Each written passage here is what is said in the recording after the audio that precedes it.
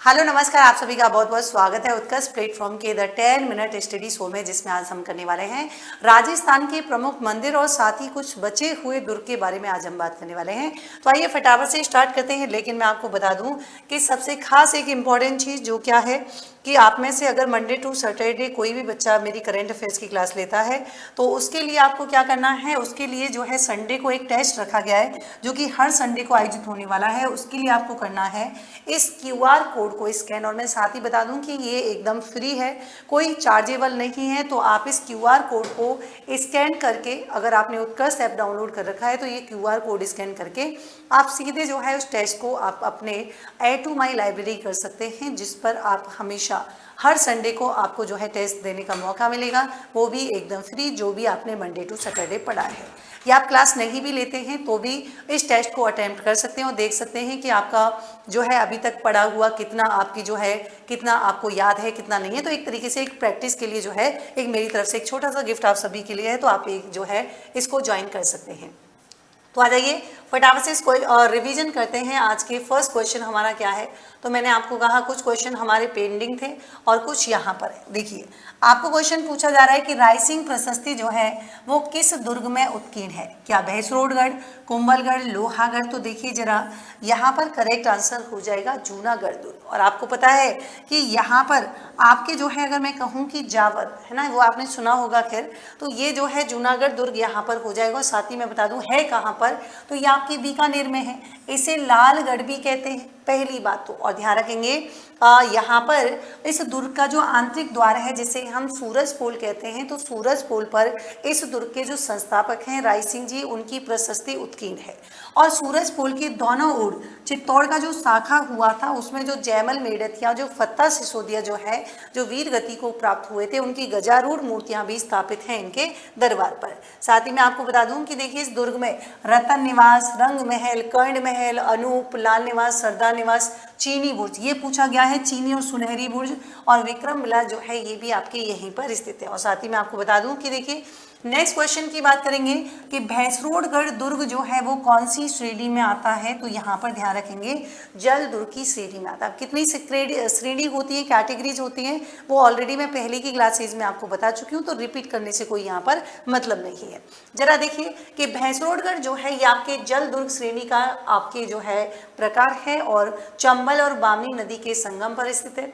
अगर बात करें इसका निर्माण किसके द्वारा किया गया, तो कर्नल जेम्स टॉड के द्वारा इस दुर्ग का निर्माण भैंसा सा व्यापारी के द्वारा जो है किया गया था। और साथ ही बता दूं, रोड़ाचारण ने पर्वतीय लुटेरों से इनकी जो है व्यापारिक काफिले की रक्षा करने के लिए इसका निर्माण किया गया था। हालांकि भैंसरोडगढ़ को हम क्या बोलते हैं, राजस्थान का वेल्लोर भी बोलते हैं, ये भी कई बार एग्जाम में क्वेश्चन पूछा गया है।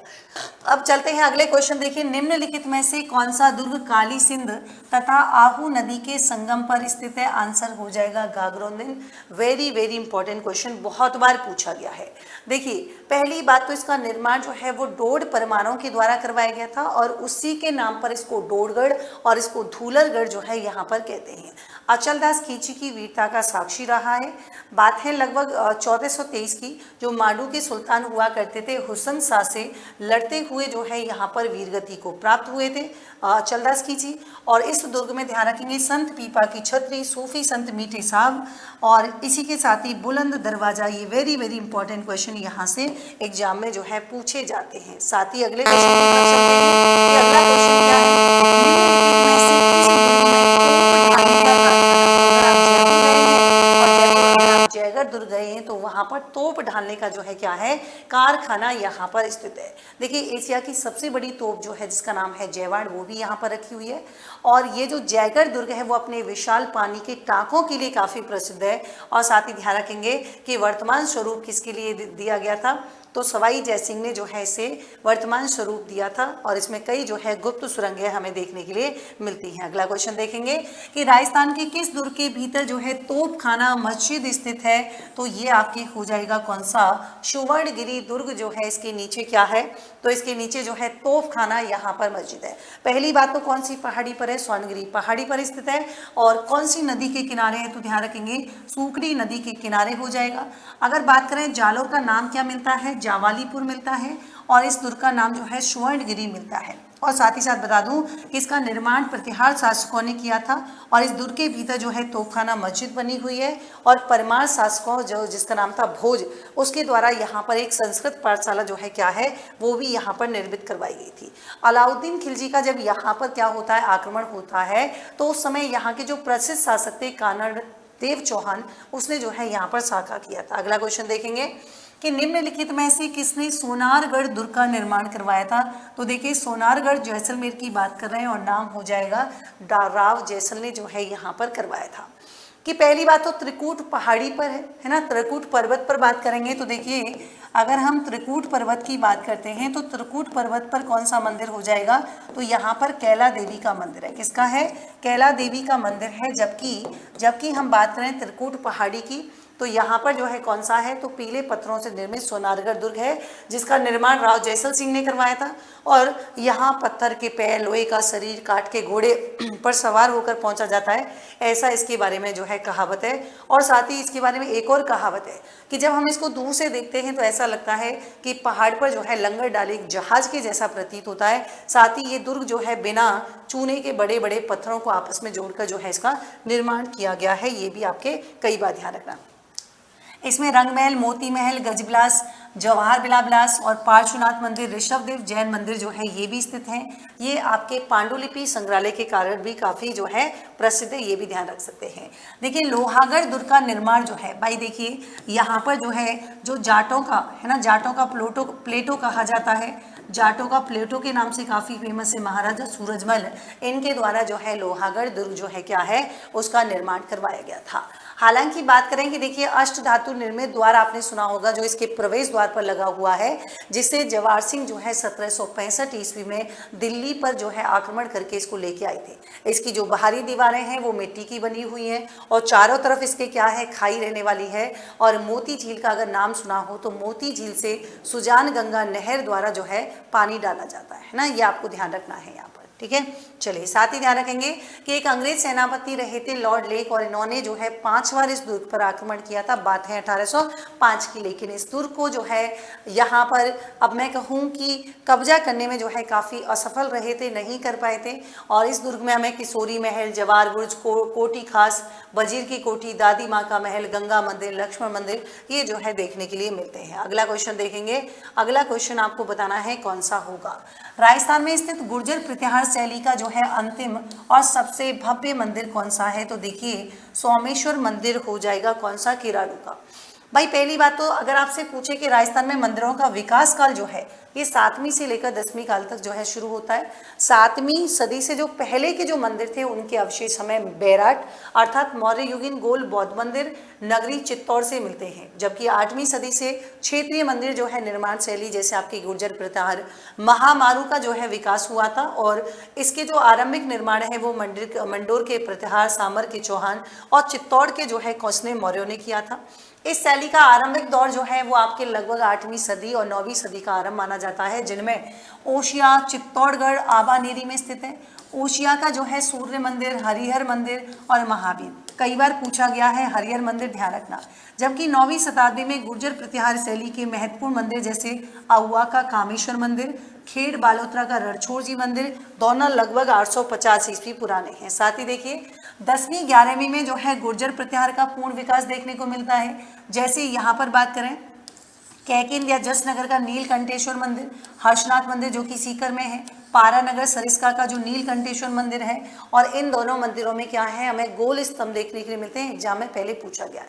गुर्जर प्रतिहार शैली का सबसे अंतिम और सबसे भव्य जो सुंदर मंदिर हमें देखने को मिलता है वो है किराड़ू का सोमेश्वर मंदिर। वेरी वेरी इंपॉर्टेंट, ठीक है। चलिए जैसे बारडोली का मंदिर, सास बहू का मंदिर, जगत अंबिका मंदिर, ये जो है कुछ मंदिर ऐसे हैं जिनका स्टाइल अगर हम देखें तो गुर्जर प्रतिहार शैली से थोड़ा सा अलग देखने के लिए यहाँ पर मिलता है। अगला देखेंगे चित्तौड़गढ़ दुर्ग में जो समिदेश्वर मंदिर है ये कौन सी शैली में है, तो देखिए सै से समदेश्वर, सै से हो जाएगा कौन सा, सोलंकी शैली में जो है यहाँ पर है।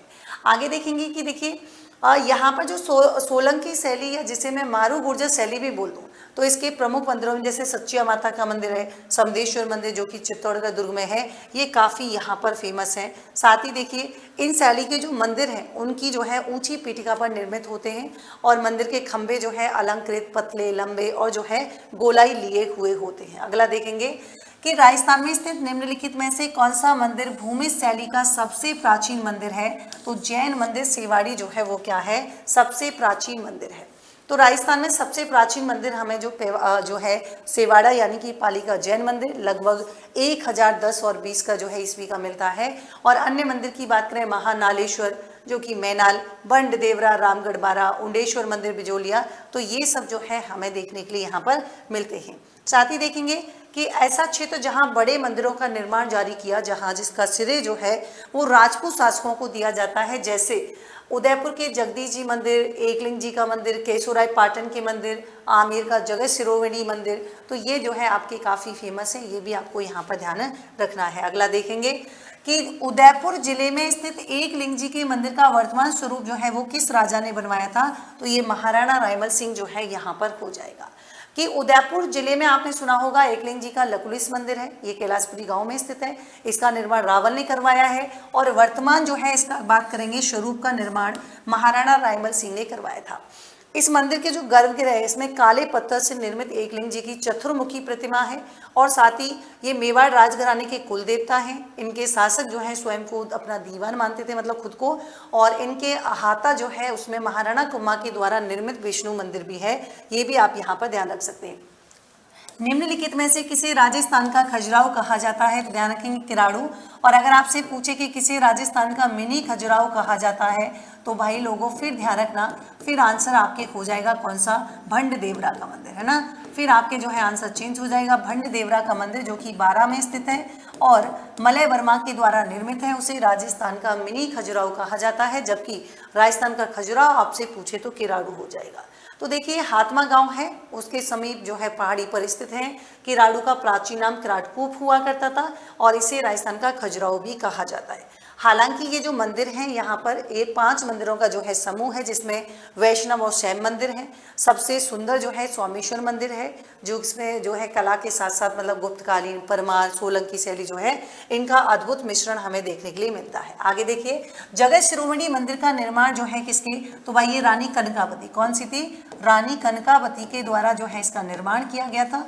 और साथ ही थोड़ा सा इसमें देखें कुछ खास पॉइंट कि देखिए कछवा शासक मानसिंह की जो रानी थी कनकावती, इन्होंने अपने पुत्र जगत सिंह की याद में जो है इसका निर्माण यहाँ पर करवाया था, ये आपको ध्यान रखना है। और यहाँ पर जो है काले पत्थर की एक कृष्ण भगवान की मूर्ति है, जिनकी मीरा जो है चित्तौड़ में आराधना किया करती थी, जो कि मानसिंह इस मूर्ति को चित्तौड़ से लेकर यहाँ पर आए थे। साथ ही देखेंगे कि देलवाड़ा में स्थित बिमलसाही जैन मंदिर, अरे बहुत फेमस है, कई बार पूछा गया है, 1031 यहाँ पर हो जाएगा।